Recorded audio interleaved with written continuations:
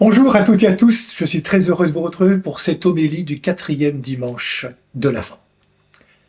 David, le petit berger, a été choisi par Dieu pour devenir un grand roi. Il réussit à fédérer les 12 tribus d'Israël autour de la capitale, Jérusalem.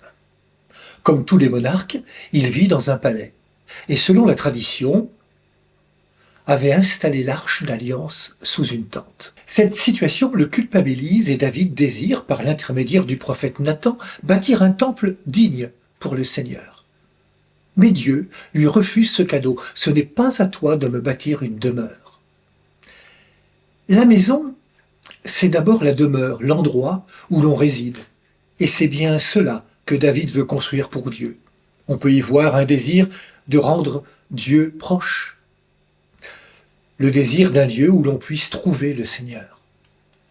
Mais dans le texte, la maison, c'est aussi la maisonnée, la famille. Et cette maison, au sens cette fois de maisonnée, c'est Dieu qui l'a conduit pour David et sa descendance. Et c'est pourquoi, dans l'Évangile, Luc affirme que celui qui sera enfanté par Marie régnera pour toujours sur la maison de Jacob.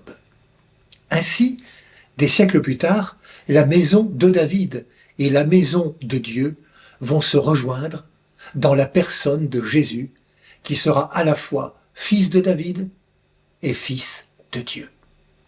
Ainsi, l'habitation de Dieu n'est plus un bâtiment de pierre situé dans un lieu bien précis, bien stable. Elle devient mobile, nomade. Elle n'est même plus localisée dans un peuple ou une église particulière. Le temple de Dieu n'est plus un monument, c'est l'humanité tout entière. La terre des hommes et des femmes investie par Dieu. Il entre chez Marie. L'Esprit Saint viendra sur toi et la puissance du Très-Haut te prendra sous son ombre. Le oui de Marie ouvre la porte à l'incarnation. Un simple mot de 3 lettres fait basculer le destin de l'humanité tout entière.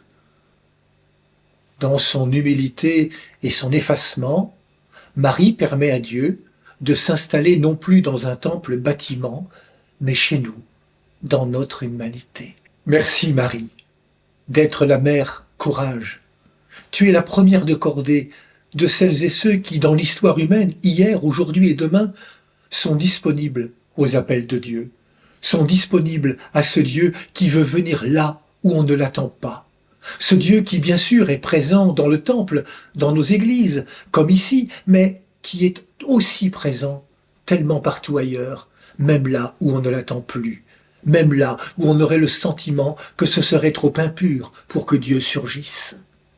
Ayons l'audace d'accepter que Dieu entre dans nos vies.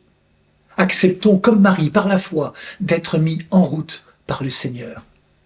Oui, il y a une manière de rencontrer les autres, de les écouter, de leur répondre, qui annonce Jésus-Christ.